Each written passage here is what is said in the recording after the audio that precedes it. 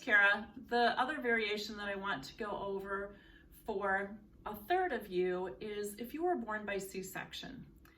You may say, what the heck does that have to do with anything?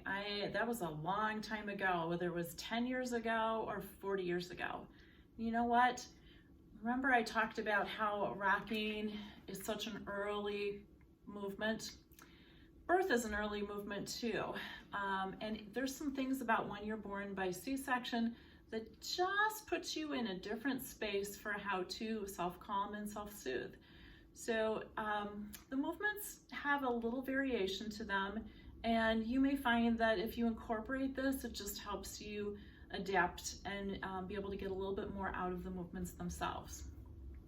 So one of the things that we know about C-sections is often the baby, because they're head down, the baby, they have to reach in and grab a part to be able to pull the baby out by. That the arm, one of the arms is just not quite, doesn't get through it in as good a shape as the other. And the other thing is you're pulling the baby out this way, butt up instead of head down. So there's a little consideration for the head positioning. So what I would find is that we'd probably want to go upside down so the head can feel more comfortable going forward with a little support. And instead of using the ball to move, or if you have a peanut ball or if you're on a pillow, what you might want to do is actually use the arm to move, because using that arm is going to help comfort kind of a whole area that was just kind of put on a whole different path from birth.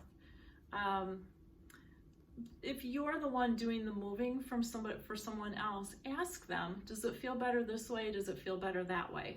They should be able to tell you, even if it's a younger child.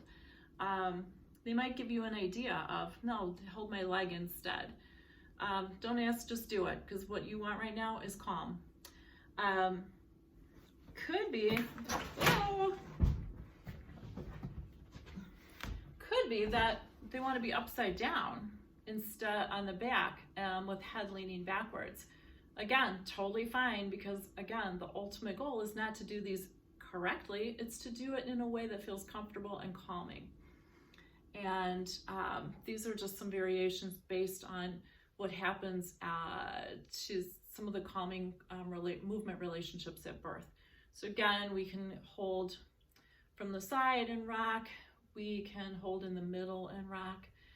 It's really great if you do have something to help you with providing some rocking movement, whether it's a chair, a ball, Bosu ball. Some people have those.